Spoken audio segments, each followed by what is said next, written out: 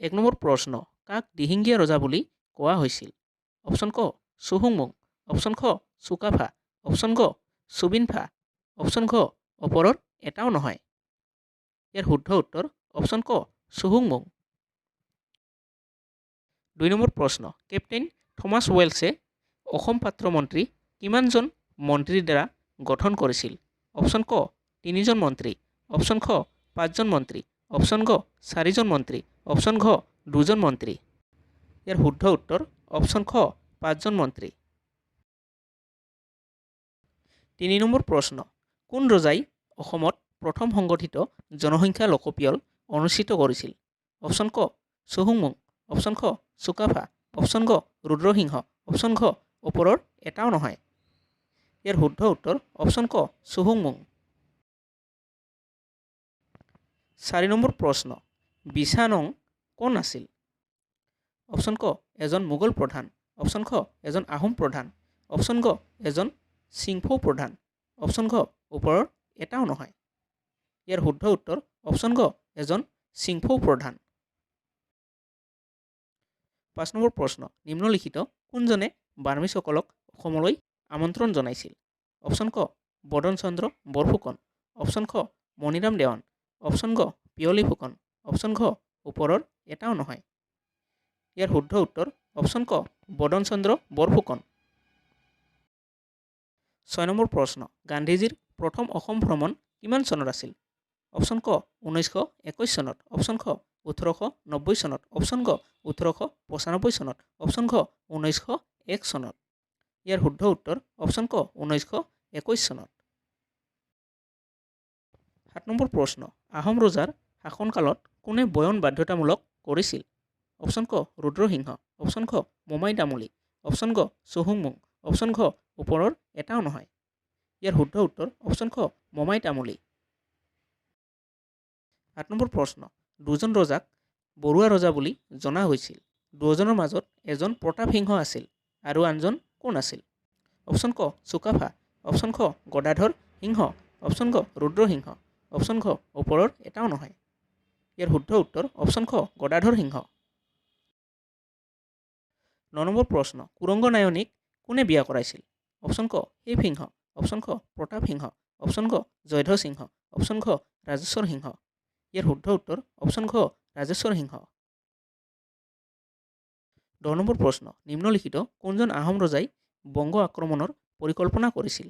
Option ক গদাধৰ সিংহ, option খ Rudrasingha, option গ চুহুংমুং, অপশ্যন খ শিৱ সিংহ।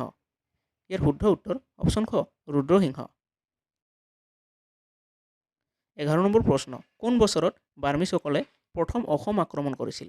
অপশ্যন ক 1817 চনত, অপশ্যন খ 1617 চনত, অপশ্যন গ 1571 চনত, অপশ্যন ঘ 1717 চনত। ইয়াৰ শুদ্ধ উত্তৰ অপশ্যন ক 1817 চনত।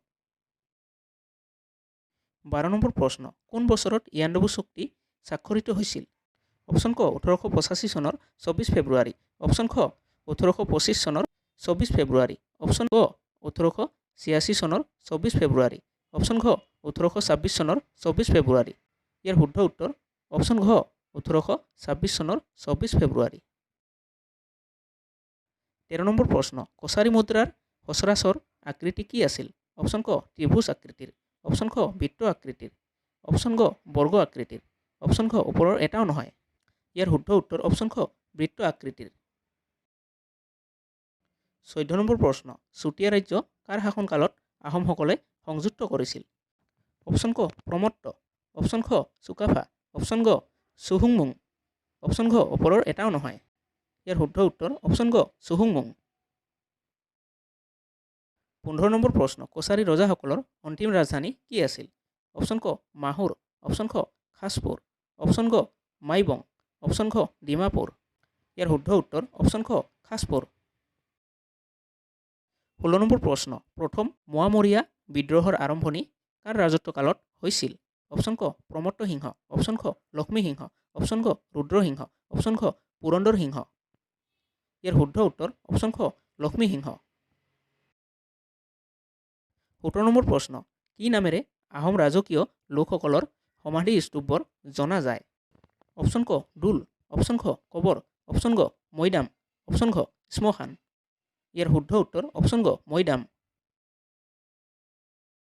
18 নম্বৰ প্ৰশ্ন, ডিমাপুৰ নিম্নলিখিত কোনখন নদীৰ পাৰত অৱস্থিত আছিল?